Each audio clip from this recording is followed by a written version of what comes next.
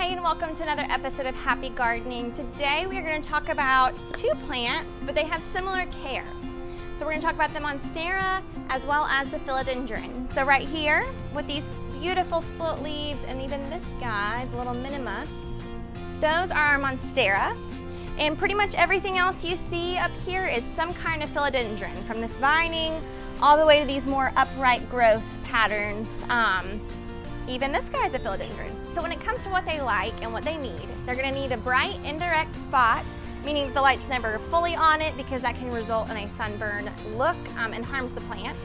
And when it comes to water, you'll want to water it weekly, sometimes a little longer. So your key to success in that area is go ahead and feel the dirt. If the top part of the soil is dried out to about the first 1.5 to 2 inches, that means you're good to go ahead and water it. Before we move on to the next thing, I want to look at these splits in the leaves. So Monstera actually can tolerate a lower light. However, you're going to get smaller leaves, even if they're supposed to have larger leaves, and you won't get as many splits if there's not enough light. So if you're wanting that really split look, go ahead and make sure that you have that bright indirect light, and it's going to give you those splits. All right, when it comes to a few of these philodendron and then even our Monsteras, you can go ahead and add some kind of moss pole. So they all produce these aerial roots, which you can kind of see here. That's going to go ahead and dig into a moss pole, and it'll give you that elevated vertical look instead of this trailing look.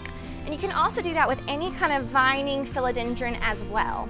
For all of these plants, anytime you see a yellow leaf, that's typically a sign of overwatering. So if it's yellowing, go ahead, feel the soil. If it's really wet, let it dry out in between, and it's going to bounce back. That leaf will be a goner, but it'll help the rest of them from following in suit. If you see any brown edges around it, typically that means that it's not humid enough, so go ahead and add misting. And then if you see a lot of droopy leaves, but the soil is dry, go ahead and water it. That should be a quick fix for it to bounce back. Specifically on these trailing philodendron, is if it seems like there's a wide space in between leaves, that typically means there's not enough light. So you need to go ahead and increase the light. That way it doesn't have that leggy look. All right, the last thing is pests to watch out for.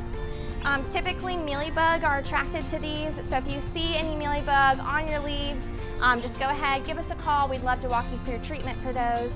And after treated, you'll have a whole, healthy, happy plant. All right, thank you so much for watching today, and happy gardening.